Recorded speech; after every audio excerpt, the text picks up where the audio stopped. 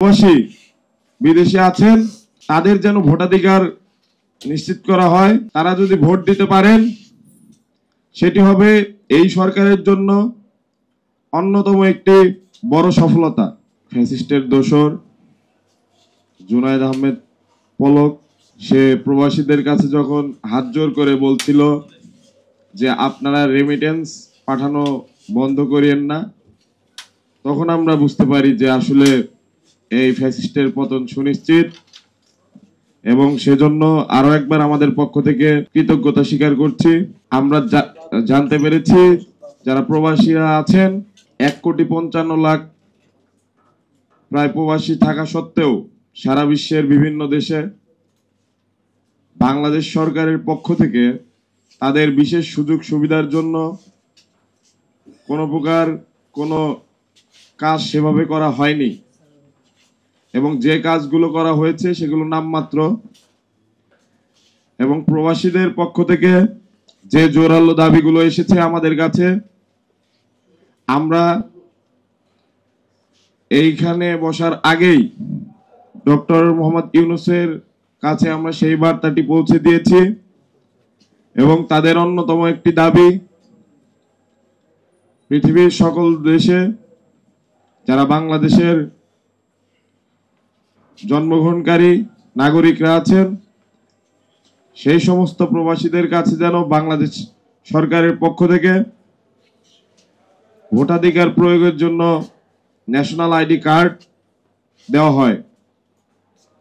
আমরা বৈষম্য বিরোধী ছাত্র আন্দোলন সম্পূর্ণভাবে এর সাথে একমত পোষণ করছি, এবং সেই জন্যই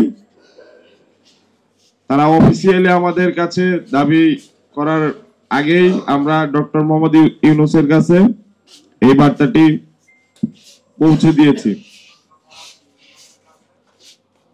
প্রবাসীদের আরো যে সমস্যাগুলো আছে সেগুলো তারা আমাদেরকে জানিয়েছেন দূতাবাসগুলোর পক্ষ থেকে যে প্রশাসনিক সেবা দেওয়া হয় সেগুলো পর্যাপ্ত নয়। তারা আরো অনেক দাবি করেছেন, তার মধ্যে আছে আইনি সুরক্ষার অভাব। প্রবাসীরা যখন বাইরে চলে যান তখন দেশে থাকা তাদের সম্পত্তি রক্ষার জন্য সরকারের তরফ থেকে সুনির্দিষ্ট কোনো কর্মসূচি নেই, যার কারণে অনেকে আইনি জটিলতায় পড়েন। রেমিটেন্স পাঠানোর ক্ষেত্রে জটিলতা আছে। বৈধ চ্যানেলের মাধ্যমে সহজ এবং দ্রুত অর্থ প্রেরণের যে বিষয়টি আছে সেটি নিয়ে বাংলাদেশ সরকারের, বিশেষত বর্তমান অন্তর্বর্তীকালীন সরকারের কাজ করার একটি বিশাল সুযোগ রয়েছে। তবে আমরা বৈষম্য বিরোধী ছাত্র আন্দোলনের পক্ষ থেকে জানাতে চাই যে 1,55,00,000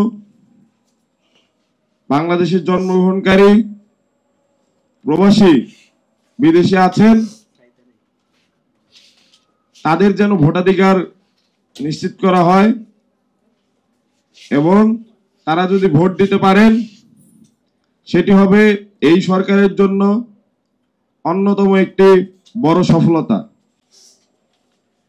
এবং আমরা বৈষম্য বিরোধী ছাত্র আন্দোলনের পক্ষ থেকে বর্তমান যে অন্তর্বর্তীকালীন সরকার আছে তাদের কাছে বলতে চাই,